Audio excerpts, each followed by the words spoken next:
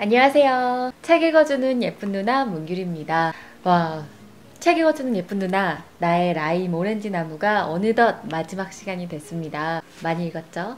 7화, 2부의 7화 망가라치바부터 8화 늙어가는 나무들, 그리고 9화 마지막 고백까지 쭉 읽어드릴 건데요. 8화와 9화 같은 경우는 내용이 아주 짧아요. 그래서 오늘 다 같이 읽을 양입니다. 오늘 7화부터 시작해서 마지막까지 쭉 읽어드릴게요.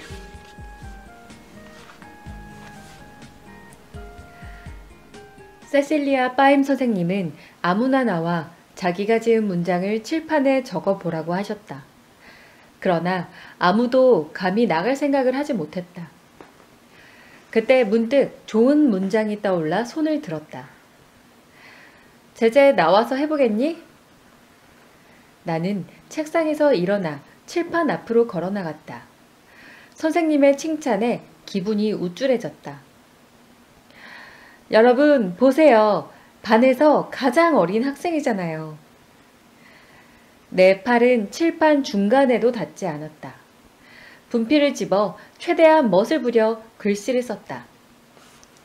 머지않아 방학이 시작됩니다. 틀린 글자가 없나 하여 선생님을 쳐다보았다. 선생님은 흐뭇한 웃음을 지었다. 탁자 위에는 빈 병이 놓여 있었다. 비어있는 병. 하지만 선생님이 말한 것처럼 늘 상상의 장미가 꽂혀있는 병이었다. 선생님이 저렇게 못생기지만 않았더라도 꽃을 가져오는 학생이 이렇게까지 없지는 않았을 것이다. 난 내가 쓴 문장에 만족해서 자리로 돌아왔다. 방학이 되면 포르투가와 더 자주 드라이브를 갈 수 있었기 때문이었다. 그 다음에도 글짓기를 하겠다고 나선 아이들이 몇몇 있었다. 그러나 내가 단연 으뜸이었다. 누군가가 선생님의 허락을 받고 교실로 들어왔다. 지각을 한 제로니무였다. 그 애는 엉거주춤 들어와서는 바로 내 뒷자리에 앉았다. 그리고 책을 꺼내 시끄럽게 책상 위에 올려놓고 옆 아이에게 말을 걸었다. 난 들으려고 하지 않았다. 커서 만물 박사가 되기 위해 열심히 공부만 할 작정이었다. 그러나 소곤대는 말 가운데 내 신경을 곤두서게 하는 것이 있었다. 망가라치바에 대한 이야기였다. 차를 들이받았다고? 아 그래, 큰 차 있잖아. 마누엘 발라다리스 아저씨 차. 나는 깜짝 놀라 뒤돌아보았다. 뭐라고? 망가라치바가 슈타 건널목에서 포르투갈 사람 차를 들이받았어. 아, 그래서 지각한 거야. 기차가 차를 완전히 박살냈어. 사람들이 엄청 몰려왔어. 헤알낸 것이 소방차까지 왔었다니까. 식은땀이 흐르고 눈앞이 깜깜해졌다. 제로니무는 계속 옆 아이의 물음에 답해주고 있었다. 그 사람이 죽었는지는 몰라. 어린애들은 가까이 가지 못하게 했으니까. 나도 모르게 자리를 박차고 일어섰다. 식은땀이 온몸을 적셨고 토하고 싶었다. 나는 책상을 벗어나 문으로 다가갔다. 창백한 내 얼굴을 보고 다가온 세실리아 빠임 선생님의 얼굴도 알아보지 못했다. 왜 그러니 제제? 난 대답할 수가 없었다. 눈에서는 눈물이 쏟았다. 나는 미친 듯이 달리기 시작했다. 교장실 근처에서도 상관 않고 계속 달렸다. 거리에 나와서도 히우 상파울루 고속도로고 뭐고 다 잊고 달렸다. 단지 그곳에 빨리 도착해야겠다는 마음으로 무작정 달렸다. 위보다도 가슴이 더 아팠다. 까지냐 길도 단숨에 달려 빠져나왔다. 빵집에 이르러 제로니무의 말이 거짓이기를 빌며 세워놓은 차들을 살펴보았다. 그러나 그곳에 우리의 차는 없었다. 나도 모르게 신음소리가 새어나왔다. 다시 달리려는데 라디스라우 아저씨의 팔이 거세게 나를 낚아챘다. 어디 가니 제제? 내 얼굴은 눈물로 범벅이 되어 있었다. 거기에 갈래요.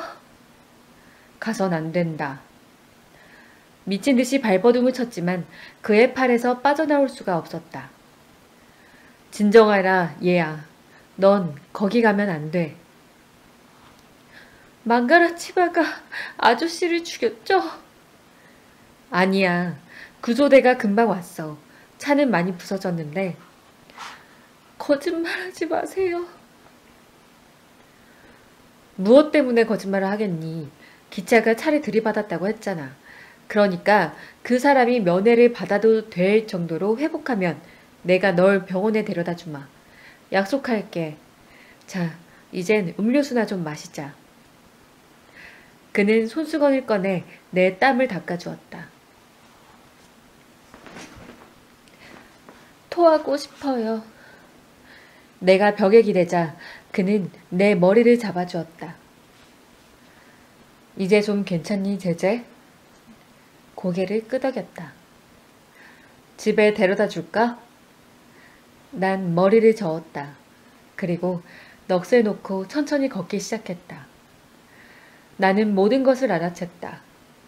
망가라치바는 아무도 봐주지 않는다. 세상에서 가장 힘이 센 기차였다. 나는 두세 번을 더 토했다. 그러나 이런 나를 걱정해주는 사람은 아무도 없었다. 이제 이 세상에서 나를 걱정해줄 사람은 아무도 없었다. 나는 학교로 돌아가지 않았다. 발길이 닿는 대로 걸었다. 때론 엉엉 울다가 교복 소매자락으로 얼굴을 닦았다. 이젠 다시는 나의 포르투갈을 볼 수 없게 된 것이었다. 더 이상. 그는 가버린 것이다. 나는 걷고 또 걸었다. 그가 포르투갈하고 부르도록 허락하고 차에 매달리게 해준 곳에 멈춰섰다. 나무 뿌리에 주저앉아 얼굴을 무릎에 파묻고 몸을 웅크렸다. 생각지도 못한 분노가 터져나왔다. 아기 예수, 넌 나쁜 애야. 이번에야말로 네가 하느님이 돼서 태어날 줄 알았는데 왜 나한테 이런 짓을 하는 거야? 넌 왜 다른 애들은 좋아하면서 나는 좋아하지 않는 거야? 내가 얼마나 착해졌는데. 이제 싸움도 안 하고 욕도 안 하고 공부만 열심히 하는데 볼기짝이란 말도 이제 안 한단 말이야. 그런데 아기 예수, 넌 왜 나한테 이런 짓을 하는 거야? 내 라임 오렌지 나무를 자른다고 했을 때도 화 안 냈어. 그냥 조금 울었을 뿐이야. 이젠 어떡해? 이젠 어떡하냐고. 눈물이 봇물 터지듯 쏟아져 내렸다. 아기 예수, 내 포르투갈을 돌려줘. 내 포르투갈을 다시 달란 말이야. 그러자 아주 부드럽고 다정한 목소리가 내 가슴을 향해 말을 걸었다. 아마 내가 걸터앉았던 나무의 목소리 같았다. 울지 마라, 얘야. 그는 하늘나라로 갔단다. 밤이 되었다. 더 이상 토할 기운도 울 기운도 없어 엘레나 빌라스 보아스 아줌마네 현관 계단에 앉아있는데 또또까 형이 나를 발견했다. 형이 내게 말을 걸었지만 난 신음소리밖에 낼 수 없었다. 왜 그래, 제재? 말 좀 해봐. 그러나 난 계속 낮은 신음소리만 냈다. 그러자 또또까 형이 내 이마를 짚어보았다. 완전히 불덩이네? 무슨 일이야, 제재? 이리 와. 집에 가자. 내가 천천히 데리고 가줄게. 신음 속에서 나는 겨우 입을 열었다. 그냥 내버려둬, 형. 나 이제 그 집엔 안 갈 거야. 집에 가야지. 우리 집이잖아. 난 그 집하고 상관없어. 모든 게 끝이야. 형은 나를 일으켜 세우려다가 내가 전혀 기운이 없다는 것을 알았다. 그러자 내 한쪽 팔을 자신의 목에 두르고 허리를 안았다. 그리고 나를 집까지 데려와 침대에 눕혀주었다. 잔디라 누나! 글로리아 누나! 모두들 어딨어? 형은 알라이데 집에서 이야기를 하고 있던 잔디라 누나를 발견했다. 잔디라 누나! 제재가 굉장히 아픈가 봐. 그녀는 투덜거리며 집으로 돌아왔다. 또 시작이군. 사랑의 매를 맞아야. 그러자 또또까 형은 누나에게 신경질을 내며 방으로 들어왔다. 아니야 누나. 이번엔 굉장히 아픈 것 같아. 죽을지도 몰라. 난 사흘 밤낮을 아무것도 먹지 못했다. 열은 나를 집어삼킬 듯 심했고 먹고 마시면 곧바로 토해버렸다. 나는 점점 야위어갔다. 나는 몇 시간이고 꼼짝 않고 벽만 쳐다보았다. 주위에서 이야기 소리가 들렸지만 대답하기가 싫었다. 아무 말도 하고 싶지 않았다. 그냥 하늘로 가고만 싶었다. 글로리아 누나는 아예 내 방으로 옮겨와 내 곁에서 밤을 지샜다. 불도 끄지 못하게 했다. 모두들 내게 잘해주었다. 진진이 할머니까지 우리 집에 와서 며칠을 보냈다. 또또까 형은 가끔 내게 와서 눈을 치켜뜨며 이렇게 말했다. 거짓말이었어 제재. 날 믿어줘. 내가 장난친 거야. 도로 확장 공사 같은 건 하지 않아. 집안은 죽음의 장막이 내린 것처럼 조용했다. 아무도 소리를 내지 않았다. 모두들 소곤소곤 이야기했다. 어머니는 거의 매일 내 곁에서 밤을 새웠다. 아무리 그래도 난 뽀르투갈을 잊을 수가 없었다. 그의 웃음소리, 특이한 억양, 창밖의 귀뚜라미까지 쓱쓱 그의 면도 소리를 흉내내고 있었다. 그에 대한 생각을 떨쳐버릴 수가 없었다. 이제는 아픔이 무엇인지 알 것 같았다. 매를 많이 맞아서 생긴 아픔이 아니었다. 병원에서 유리 조각에 찔린 곳을 바늘로 꿰맬 때의 느낌도 아니었다. 아픔이란 가슴 전체가 모두 아린 그런 것이었다. 아무에게도 비밀을 말하지 못한 채 모든 것을 가슴 속에 간직하고 죽어야 하는 그런 것이었다.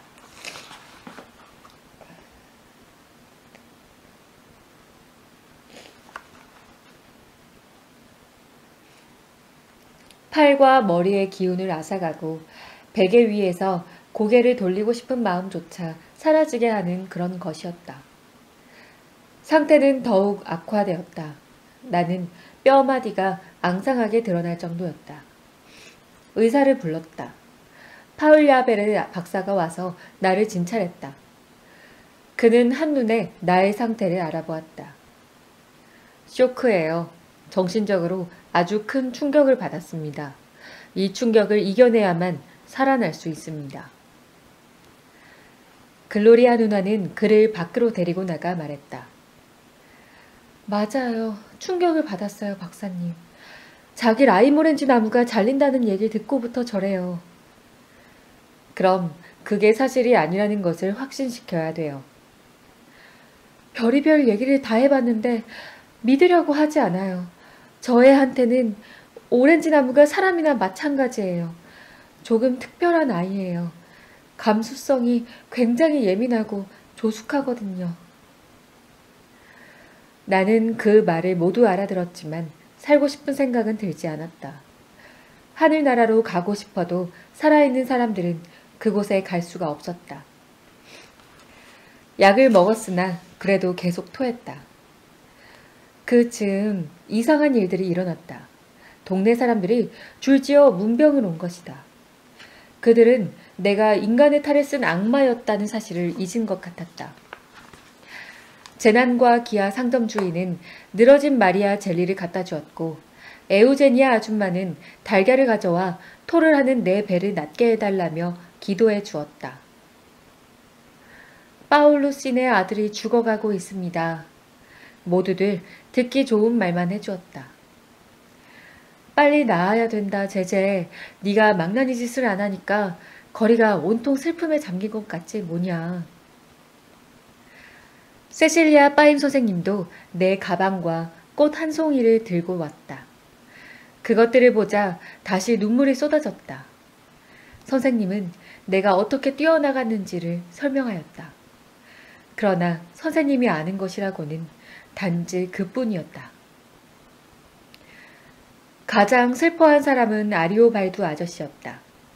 나는 그의 목소리를 알아들었지만 자는 척했다. 그 애가 깰 때까지 밖에서 기다리시죠.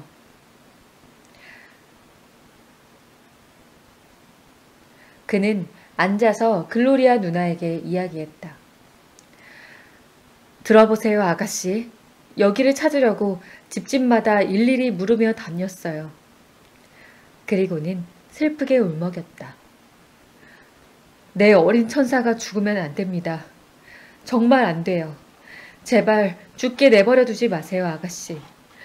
저 애가 제 악보를 가져다 준 사람이 아가씨 맞죠?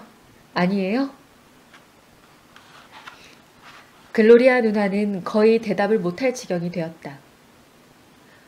저 꼬마는 정말 죽으면 안 됩니다, 아가씨. 저 애한테 몹쓸 일이 생기면 이따위 변두리 마을엔 절대 오지 않겠습니다.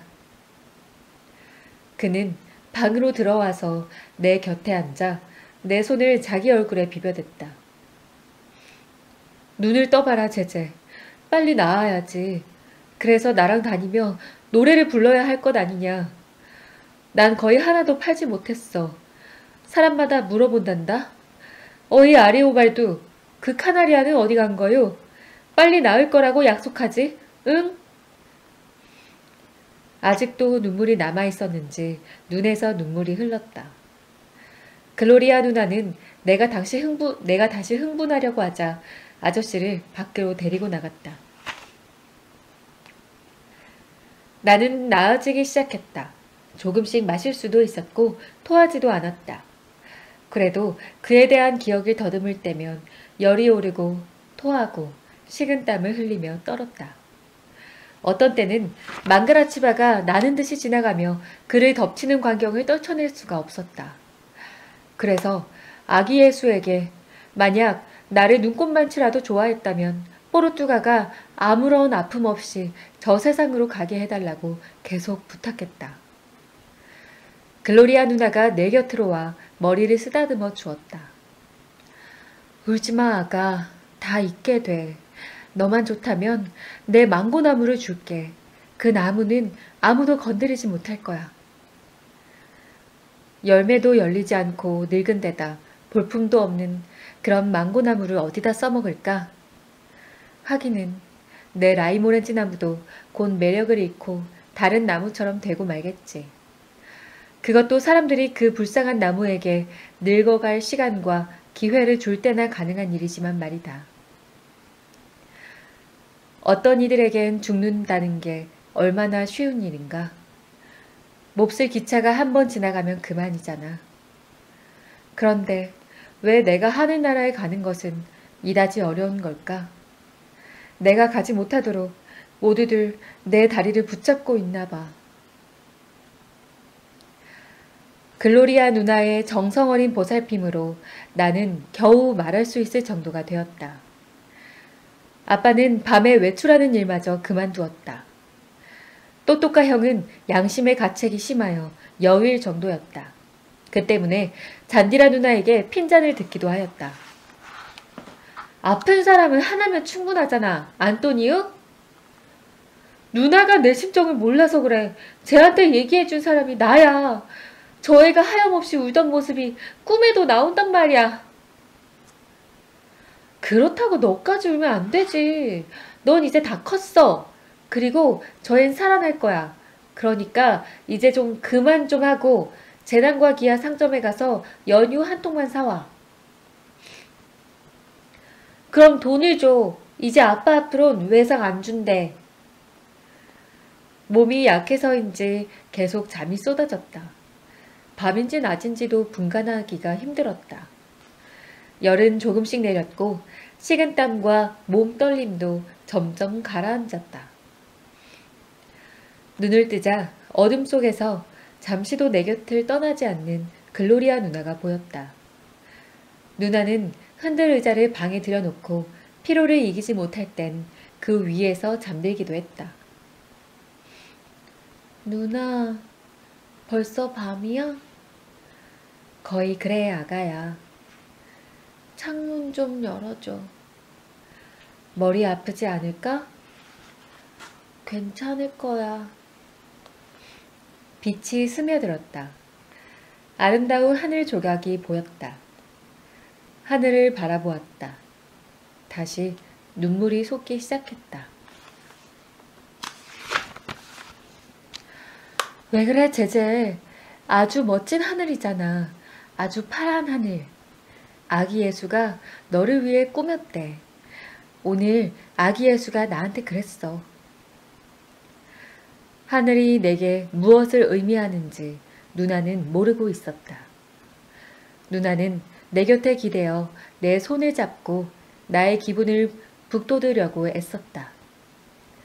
누나는 많이 야위고 지쳐 있었다. 있잖아, 제재. 조금만 있으면 다 나을 거야. 그러면 연도 날리고 구슬도 산더미처럼 따고 민기뉴도 올라타고 그러자. 네가 옛날처럼 노래도 부르고 나한테 악보도 갖다 줬으면 좋겠어. 얼마나 멋진 일이니? 우리 동네가 얼마나 쓸쓸해졌는지 알아? 모두들 거리를 쏘다니며 장난치던 너를 그리워해. 그러니까 너도 노력해야 해.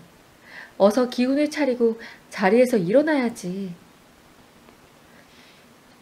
있잖아, 누나. 난 더 살고 싶지 않아. 다 나으면 다시 나쁜 아이가 될 거야. 누나는 몰라. 누구를 위해 착해져야겠다고 마음먹을 그럴 사람이 이젠 없어. 착해질 필요 없어. 그냥 네가 늘 그랬듯이 어린애이기만 하면 되는 거야. 그래서 뭘 어쩌게, 누나? 모두들 날 막 때리라고? 모든 사람들이 날 못살게 굴라고? 누나는 양손에 내 얼굴을 받치고 단호하게 말했다. 있잖아, 아가. 내가 한 가지 맹세할게. 네가 낫게 되면 아무도, 그 누구도, 하느님이라도 너한테 손끝 하나 대지 못하게 할게. 내가 송장이 되기 전에는 절대 안 돼. 내 말 믿지? 나는 알았다는 듯 한 소리를 냈다. 그런데 송장이 뭐야? 오랜만에 누나의 얼굴이 기쁨으로 활짝 개었다. 그리고 웃었다. 어려운 단어에 관심을 보인다는 것은 내가 다시 살아나고 있다는 것을 의미하기 때문이었다. 송장이란 죽은 사람, 그러니까 시체와 같은 거야. 하지만 지금 분위기랑은 별로 안 어울리니까 이 얘기는 그만두자. 내 생각도 누나와 같았다. 그러나 그가 벌써 며칠째 송장이라는 것을 생각하지 않을 수 없었다. 글로리아 누나는 내게 여러 가지 약속을 하며 계속 말을 붙였다. 하지만 난 그의 파랑새와 카나리아를 생각하고 있었다. 어떻게 됐을까? 불꽃머리 오를란도 아저씨네 꾸리오 새처럼 슬퍼서 죽었을지도 몰라. 새장에서 풀어주었을지도 몰라. 그건 죽이는 거나 마찬가지인데 그 새들은 날지도 못하니까. 아이들이 새총으로 쏠 때까지 바보처럼 오렌지 나무에 앉아있다가 새총에 맞았을 거야. 직구가 돈이 없어 풍금조 새집을 열어주었을 때 얼마나 끔찍했던지. 아이들 새총질에 살아남은 새가 한 마리도 없었어. 집안이 정상적인 리듬을 되찾고 있었다. 곳곳에서 떠들썩한 소리가 들렸고 엄마도 다시 일을 하러 나갔다. 흔들 의자도 예전에 놓여있던 응접실로 돌아갔다. 하지만 글로리아 누나는 여전히 자리를 지켰다. 내가 자리를 털고 일어나지 않는 한 내 곁을 떠나지 않을 것 같았다. 이 국물 좀 마셔봐, 아가. 잔디라 누나가 너한테 닭고기국을 만들어주려고 검은 암탉을 잡았어. 냄새 참 좋지? 그리고 입으로 후후 불어 국을 식혔다.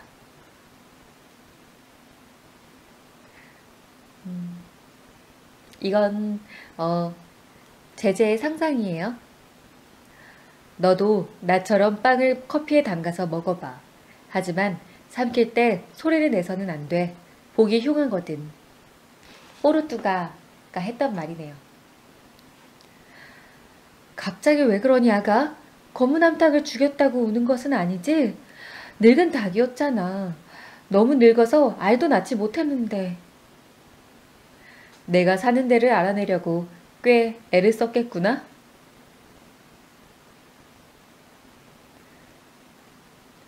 너희들이 동물원 놀이할 때 그 닭이 검은 표범이라는 걸 나도 알아. 그것보다 훨씬 더 무서운 다른 검은 표범을 사면 되잖아.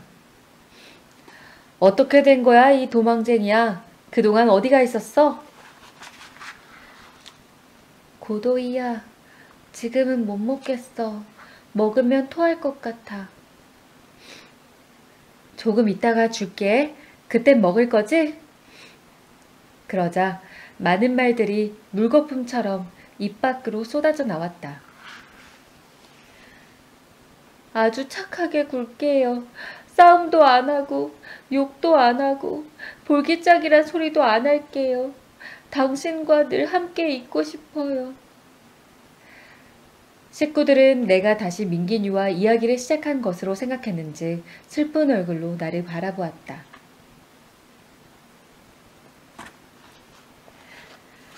처음에는 단지 창문을 부드럽게 긁는 소리였다. 그러나 이내 창문을 두드리는 소리로 바뀌었다. 창문 밖에서 부드러운 음성이 들려왔다. 제제. 나는 몸을 일으켜 나무 창살에 머리를 기댔다. 누구니? 나야. 문 좀 열어봐. 글로리아 누나를 깨우지 않으려고 창문 빗장을 소리 없이 잡아당겼다. 화려하게 장식한 민기뉴가 마치 기적처럼 어둠 속에서 빛을 발하고 있었다. 들어가도 돼? 들어오는 건 괜찮은데 소리 내면 안 돼. 누나가 깨니까. 깨우지 않겠다고 약속할게. 그가 창문을 넘어왔다. 나는 침대로 돌아왔다. 내가 누굴 데려왔는지 알아? 얘도 같이 오겠다고 해서. 민기뉴가 팔을 앞으로 펼치자 은빛 새 같은 것이 보였다. 잘 안 보여, 민기뉴. 잘 봐. 너도 놀랄걸? 내가 은빛 깃털로 장식해줬어. 예쁘지? 루시아누! 너 굉장히 멋있다. 계속 그렇게 하고 다녀야겠다. 스토르크 추장 이야기에 나오는 메인 줄 알았어. 나는 감격하여 그의 머리를 쓰다듬었다. 처음으로 그가 매우 온순하다는 것을 느꼈다. 박쥐들도 사랑해주는 것을 좋아했다. 너 다른 건 못 알아보는구나. 잘 살펴봐. 난 톰 믹스의 박차를 달고 켄 마이너드의 모자를 쓰고 프레드 톰슨의 쌍권총도 차고 리차드 탈마지의 허리띠도 메고 장화도 신었어. 그리고 아리오발도 씨가 네가 좋아하는 체크무늬 셔츠도 빌려주었어. 지금까지 본 것 중에 가장 멋져, 민기뉴. 어떻게 그 많은 걸 다 빌렸니? 네가 아프다고 했더니 다 빌려주던데? 네가 늘 그렇게 꾸미고 살 수 없다는 게 좀 아쉽다. 나는 민기뉴가 자신에게 닥칠 운명을 알고 있나 싶어 걱정스러운 눈빛으로 바라보았다. 그러나 아무 말도 하지 않았다. 민기뉴가 내 침대 가장자리에 앉았다. 그의 눈은 사랑과 염려로 그득했다. 그는 내 앞으로 얼굴을 들이밀었다. 왜 그래, 슈르르까?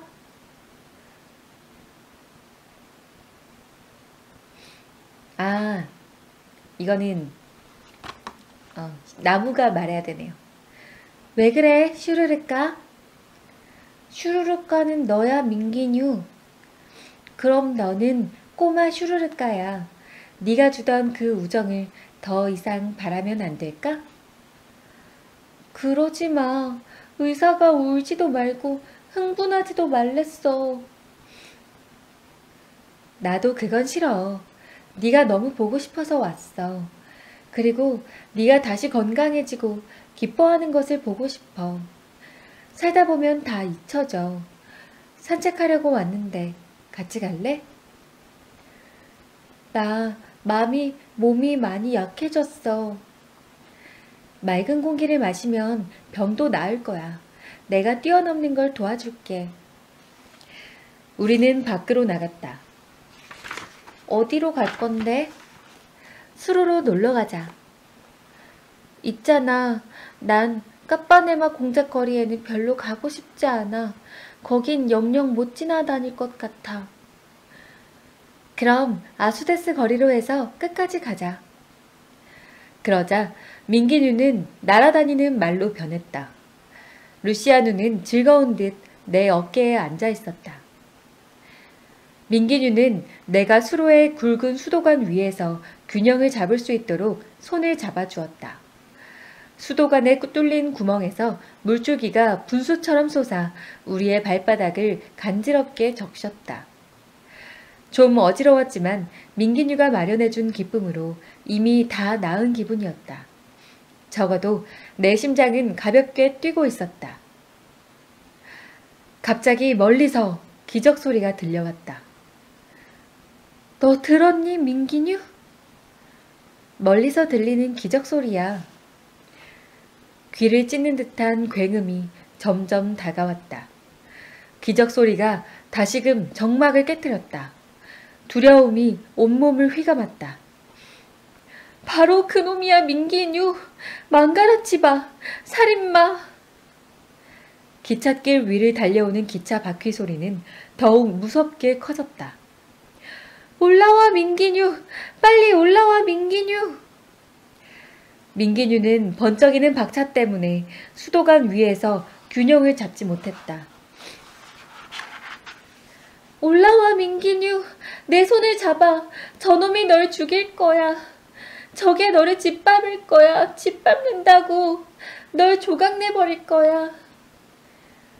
민기뉴가 간신히 수도관 위에 오르자 그 흉악한 기차가 기저귀를 울리고 연기를 내뿜으며 우리 옆을 스쳐 지났다. 살인자! 살인자! 기차는 선로 위를 빠르게 달려가며 껄껄 웃는 듯한 목소리로 말했다. 내 잘못이 아니야. 내 잘못이 아니야. 난 잘못이 없어. 난 잘못이 없어. 집 안에 모든 불이 켜지고 내 방에는 잠을 덜 깨 푸석한 얼굴들이 나타났다. 나쁜 꿈을 꿨구나. 엄마는 나를 가슴에 안고 내 울음을 누르려는 듯 꼭 껴안았다. 꿈이었어, 아가. 악몽을 꾼 거야. 나는 다시 토하기 시작했다. 글로리아 누나가 랄라 누나에게 말했다. 제가 살인마라고 고함쳐서 깼어. 죽일 거야, 짓밟을 거야, 조각낼 거야 라고 그러잖아. 맙소사, 이 일이 언제나 끝나지. 그러나 그 일은 얼마 안 가 끝이 났다. 계속 살아가야 할 운명인 것 같았다. 어느 날 아침 글로리아 누나가 환하게 웃는 얼굴이 되어 들어왔다. 난 침대에 앉아 고통과 슬픔으로 가득 찬 세상을 보고 있었다. 이것 봐, 제제. 누나의 눈에는 작고 흰 꽃 한 송이가 들려 있었다. 민기뉴가 피운 첫 번째 꽃이야.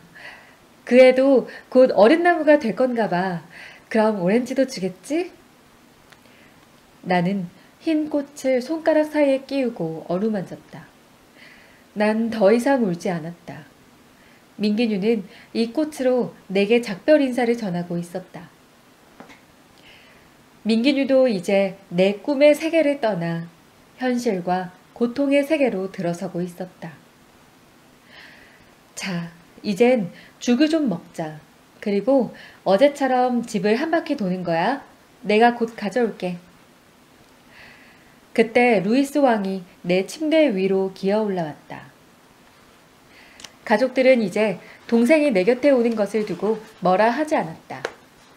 처음에는 나를 흥분시킬까봐 오지 못하게 했다. 제제 형, 왜 그러십니까, 꼬마 임금님? 사실 루이스만이 진정한 왕이었다.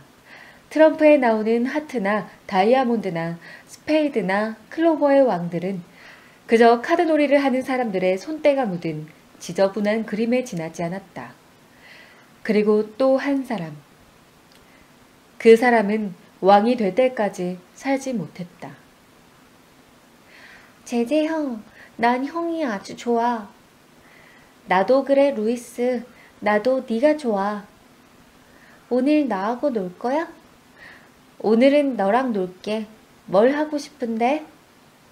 동물원에도 가고 그 다음에 유럽에도 갈래. 그 다음엔 아마존 정글도 가고 그리고 민기뉴랑도 놀자. 내가 피곤하지 않으면 모두 다 하자.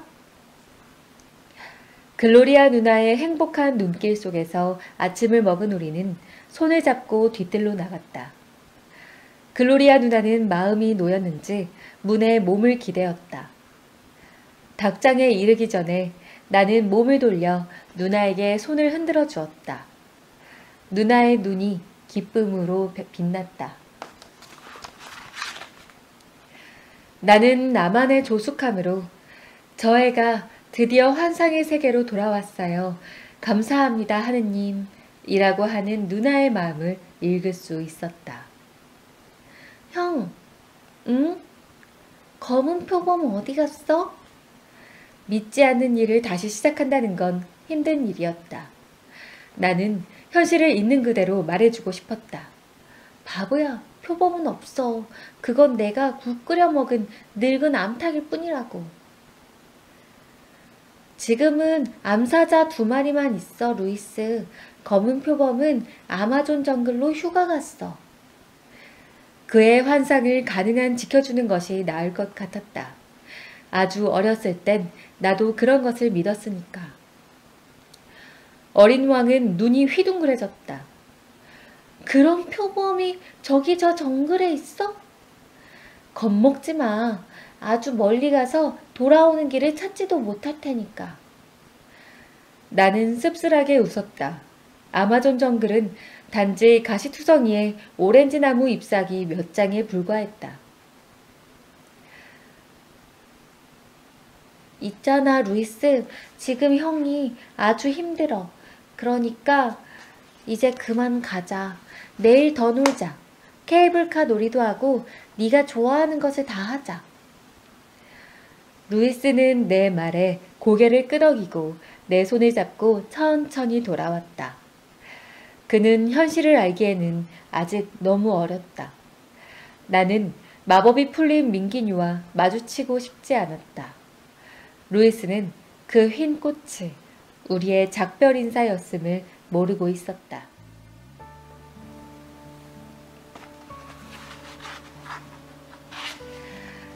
지금 7화 읽었고요. 이제 8화 늙어가는 나무들 읽어드릴 거예요. 8화와 9화는 한 장. 9화는 한 장이고 8화는 2장이네. 이거 7화 망가졌지만 너무 슬픈 얘기였어요. 뽀르뚜가 죽었어. 제제가 엄청 사랑하는 사람이었는데 이 외로웠던 제제가 드디어 마음 놓일 곳을 찾았었는데 상실감이 엄청 힘들어하네요. 자, 8화 늙어가는 나무들입니다.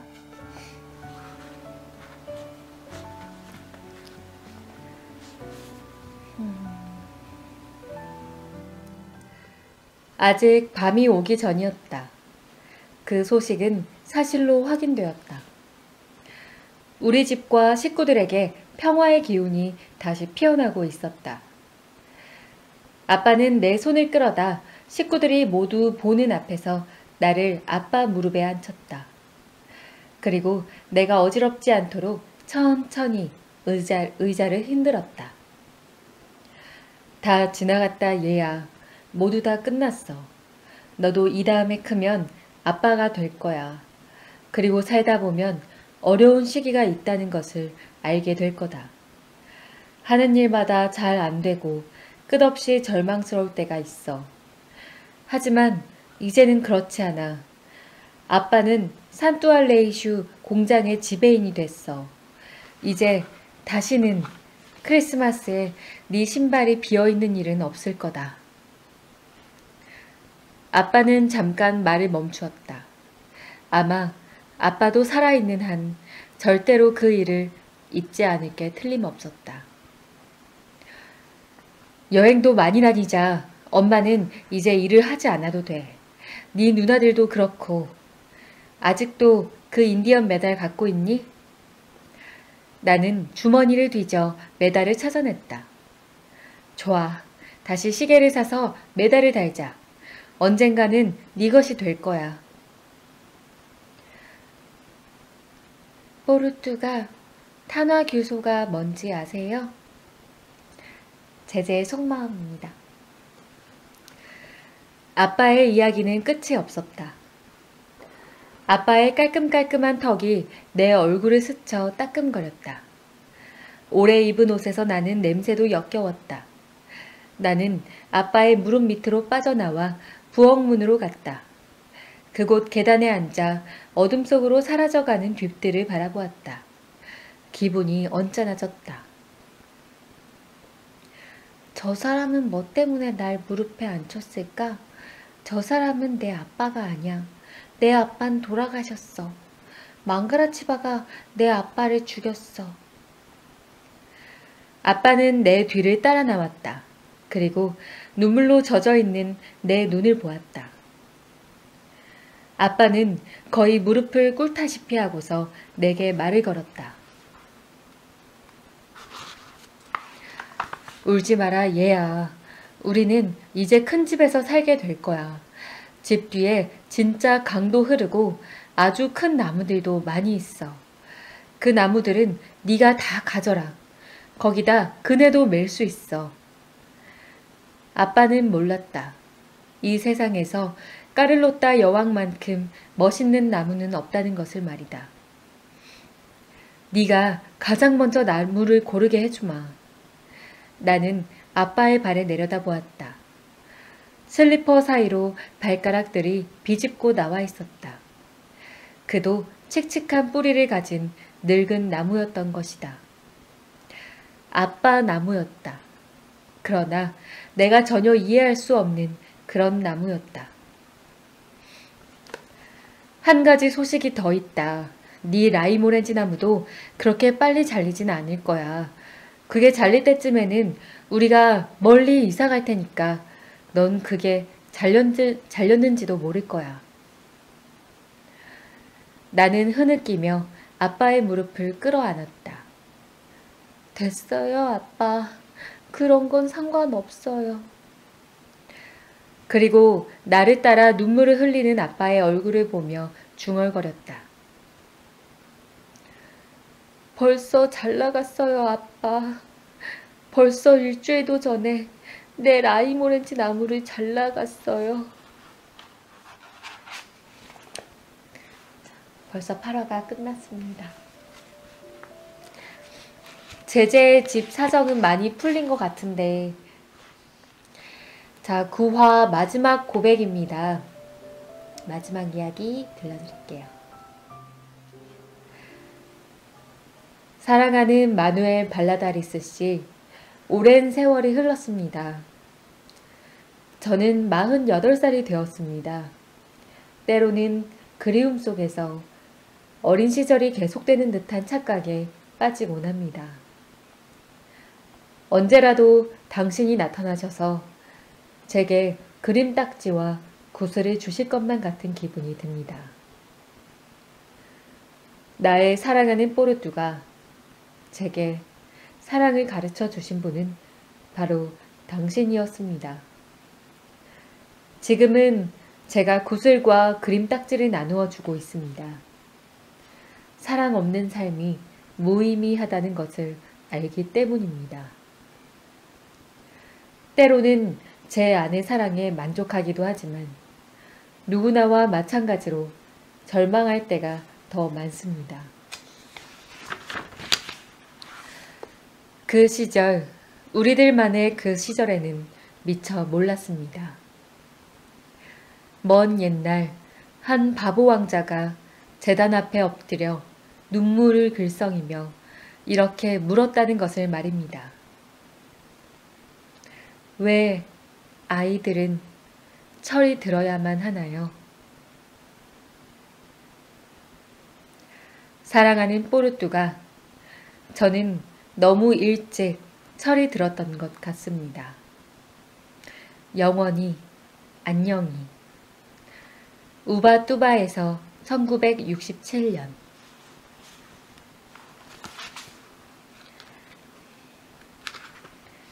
(48) 살이 된 제제가 사랑하는 마누엘 발라다리스 씨에게 편지를 보내는 것으로, 그래서 구화 제목이 마지막 고백이었네요. 왜 아이들은 철이 들어야만 하나요?